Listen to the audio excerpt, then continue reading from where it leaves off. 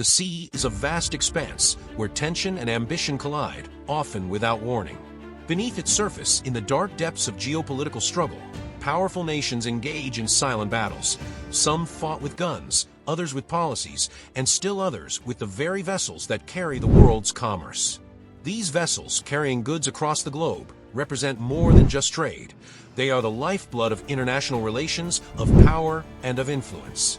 The waves they sail upon carry not only cargo, but the weight of political ambitions and national security. For centuries, the sea has been both a path to prosperity and a battleground for those who seek control over its waters. Now, in this moment, it has become the epicenter of a crisis that none could have predicted. This is the story of that crisis, one that began with a subtle ripple, but quickly spiraled into a storm of colossal proportions. What started as an isolated event, a single vessel detained in the blackness of the sea, soon grew into a widespread campaign of aggression.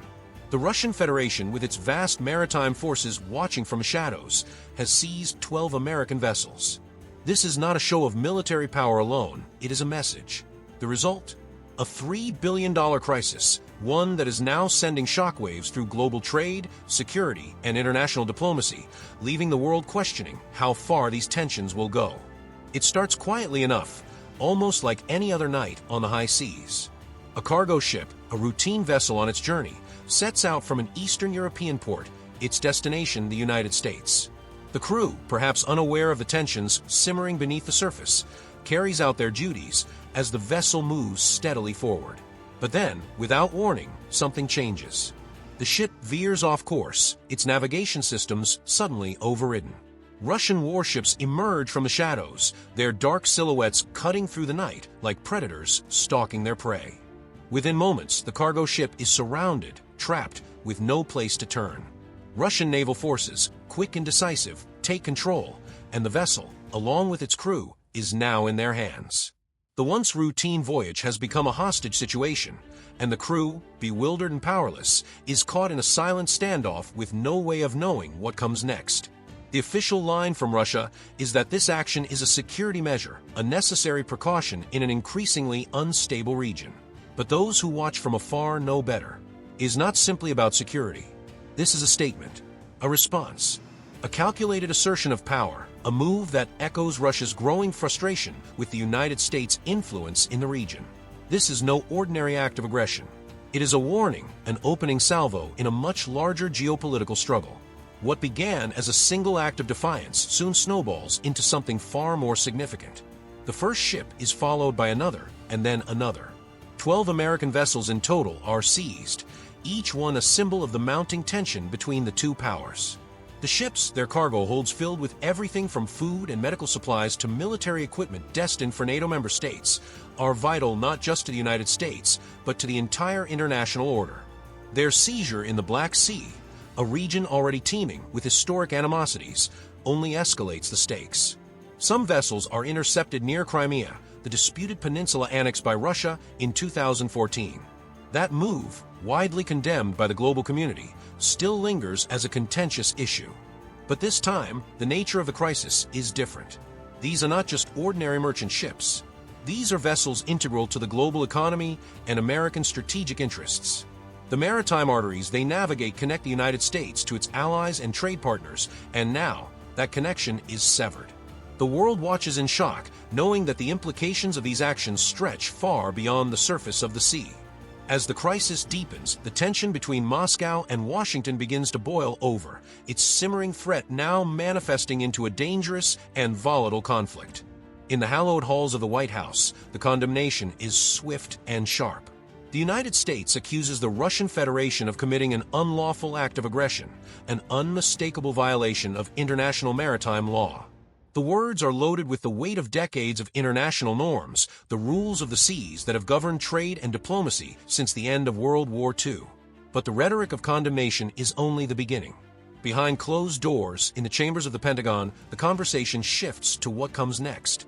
The realization sets in that this is not just another diplomatic spat or a temporary flare-up. The United States finds itself staring at a broader, potentially global confrontation. Military strategists begin to discuss the unthinkable, the use of force, the protection of American interests on the high seas, the possibility of engaging in direct conflict with a nuclear power.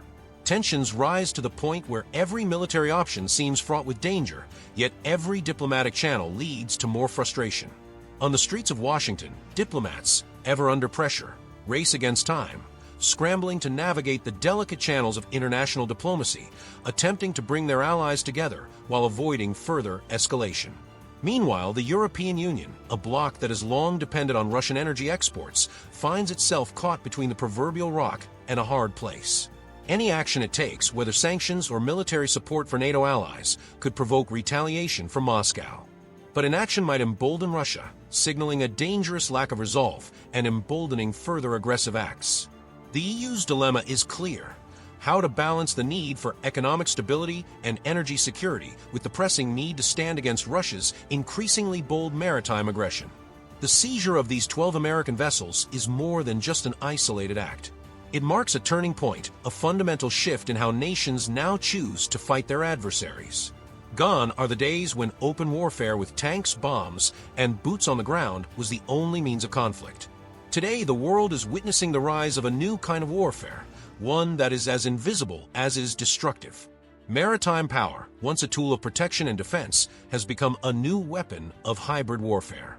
Russia, recognizing the strategic importance of the sea lanes and their vital role in global commerce, has embraced this strategy with both hands. What might have once been seen as an isolated act of aggression now becomes part of a broader campaign, one that combines maritime control, economic warfare, and geopolitical signaling into a potent mix. Each ship captured in Russian waters is more than just a piece of hardware. It is a statement, a deliberate and powerful declaration of Russia's ability to influence the world in ways that go beyond traditional warfare. Every action Moscow takes sends shockwaves across the global supply chain, disrupting markets, destabilizing economies, and sowing uncertainty into the heart of global trade. The ripple effects are felt in boardrooms in New York, factories in Beijing, and shipping docks in Rotterdam. Countries across the world are forced to reconsider their positions, weighing the balance of power and the need to protect their own interests in the face of Russian provocation. As Russia wields the power of the seas, it is clear that the rules of engagement have changed forever. But why now? Why target American vessels, and why with such intensity and resolve? The answer lies in the broader context of the world Russia inhabits today, a world defined by mounting pressure from multiple fronts. Years of biting sanctions, imposed by the West in response to actions like the annexation of Crimea, have taken their toll on Russia's economy. The diplomatic bridges with NATO, once built on a fragile foundation, have been severed further with each passing year, leaving Moscow isolated in the global order. At the same time, the growing influence of American naval power, particularly in the Black Sea, has pushed Russia into a corner. Once a region where Russia held unchallenged dominance, the Black Sea is now increasingly patrolled by American and NATO forces. The presence of Western military power in these waters is a constant reminder to Russia that its position is no longer as secure as it once was. This geopolitical encirclement has left Russia feeling increasingly vulnerable. In this tense and unpredictable environment, Russia's maritime forces, long neglected, underfunded, and viewed by many as outdated, are suddenly thrust into the spotlight. What was once seen as a strategic weakness has now become an unexpected tool of power. The seizure of these 12 American ships is not merely a strategic military move. It is a calculated demonstration of Russia's willingness to use its naval assets to assert control and send a powerful message to the world. It is a reminder that Russia, despite its economic hardships and strained international relationships, is still a formidable player on the world stage, ready to defend its interests and challenge the status quo by any means necessary. The economic consequences of this crisis are far-reaching and staggeringly significant. With each ship detained in Russian waters, the value of global trade takes a significant hit. Shipping companies around the world begin to reassess their routes and shipping strategies, fearing that their vessels too could fall prey to the growing maritime aggression of Russia. What was once a relatively safe and predictable global trade network is now under threat, as the risk of interception, detainment, or destruction looms large. In boardrooms across the world, executives nervously eye the rising insurance premiums and the increased risks to their supply chains. Meanwhile, the prices of goods across the globe start to climb, the inevitable consequence of disrupted shipping lines and the uncertainty surrounding the delivery of essential supplies. What was once an unnoticeable background the smooth flow of goods from port to port is now a grinding halt, a chain of logistical nightmares.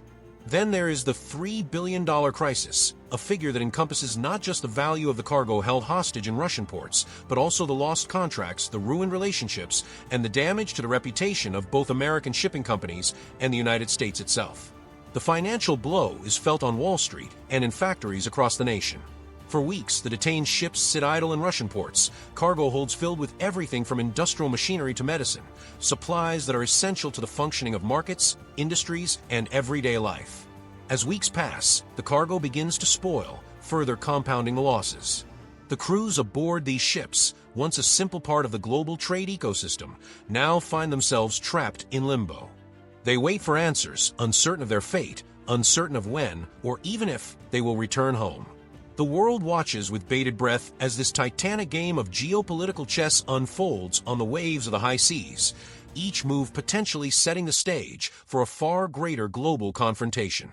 Behind the headlines and the political posturing, there are human stories, stories of those whose lives have been irrevocably changed by a series of decisions made in distant boardrooms and government offices. The crew members aboard the seized ships, ordinary men and women, are caught in the grip of a geopolitical struggle they never asked to be a part of. Some of these sailors are seasoned veterans, their hands worn from years of navigating the world's oceans. They know the rhythm of life at sea, the calm of a well-trodden route, the quiet hours spent watching the endless expanse of water, the routine that brings a sense of peace amidst the vastness. For them, this was just another journey, another crossing to be completed, another day in a familiar cycle. But now, as they sit in the holds of their confined ships, those routines are shattered. Their lives, once predictable, are now tangled in a web of international politics and power. Others are young men and women, fresh faces eager to begin their careers, unaware that their first experience at sea would be marred by an international crisis. They are locked in a tense limbo, trapped between the demands of their respective nations, with no clarity on when or how they will return home. Their future hangs in the balance, and the uncertainty of their situation gnaws at their resolve. The real tragedy lies in the families back home, parents, children, spouses, sitting by their phones, anxiously awaiting a message, a call, any sign that their loved ones are safe. Some will never hear from them again. They will remain forever in the dark, wondering what happened, unable to find closure as the world moves on around them. Meanwhile, the United States faces a diplomatic and military quagmire. The Navy, already stretched thin with operations in the Pacific and various global hotspots, now finds itself grappling with the potential for escalating tensions in the Black Sea and beyond. Sanctions have already been imposed, but they seem to have only intensified Russia's resolve, rather than tempered it. The economic and political pressures of these sanctions have proven ineffective in forcing Moscow's hand. The situation is far from contained. Every passing day adds to the mounting cost of inaction. Discussions within the Pentagon are fraught with uncertainty. Military options are considered, but the risks of direct confrontation with Russia are staggering. The United States cannot afford to ignite a broader war, particularly given the delicate balance of power in Europe and the fragile alliances that hold the NATO coalition together. However, as the crisis drags on, the pressure for action grows. Congress demands answers, the media clamors for accountability, and the American people, unsettled by the ongoing impasse, begin to question the nation's response. What is the next move? How will the United States navigate this fraught diplomatic landscape? The world holds its breath, as decisions made in the coming weeks will determine whether this standoff will escalate into something far more dangerous. On the other side of the conflict, Russia, once emboldened by its bold maritime moves, begins to feel the weight of its own actions. The initial euphoria of asserting dominance over the high seas gives way to the harsh reality of a prolonged standoff. Moscow, having secured temporary victories in the form of seized vessels, begins to see the cracks in its strategy. Russian ports, once vibrant hubs of trade and commerce, become bottlenecks. The goods that were once flowing freely now sit idle, their value deteriorating by the day as trade routes become increasingly disrupted. Shipping companies, wary of further seizures, begin to reroute their operations, bypassing Russian-controlled waters in favor of safer routes, even if it costs them more. The global economy, once interconnected in a delicate web of trade and commerce, begins to fray at the edges. The costs of these disruptions are impossible to ignore. Millions of dollars in lost trade, billions of dollars tied up in detained goods, and the growing distrust between nations. What was once a unified global economic system is now splintered as the international community begins to question the viability of continued engagement with Russia. The world, it seems, is on the brink of a new kind of Cold War, one not fought with missiles or tanks, but with the power of the sea, the power of trade, and the power to disrupt the flow of the global economy. This maritime conflict is reshaping the world's geopolitical and economic landscape, and no one can predict where it will lead. As the crisis unfolds, new alliances begin to form. NATO, though divided in its approach, takes a firm stand, calling for the immediate release of the detained vessels and their crews. European leaders, though wary of antagonizing Moscow, voice their concern over the stability of international trade. In the United States, renewed sense of patriotism stirs. Public opinion, once indifferent to the world's oceans, now focuses on the sea lanes that connect nations. The reality of what has happened begins to sink in. The waters of the world are no longer neutral, and the battle for control of the seas is far from over. In the coming months, diplomatic negotiations will continue, but the question remains, will the captured ships ever be released? And if so, at what cost? The Russian Federation has shown the world that it is willing to assert its power with unprecedented boldness. The United States, once the dominant force on the world's oceans, now faces a new reality, one in which the sea is no longer just a route for trade, but a battleground in a global struggle for supremacy. As the world waits for the next move, one thing is certain. The crisis that began with the seizure of 12 American vessels is far from over. It has changed the way nations view their maritime power. It has reshaped the balance of economic influence. And it has left us with a question that will linger for years to come. What happens when the sea, once a place of commerce and exploration, becomes the very weapon in a war for global dominance?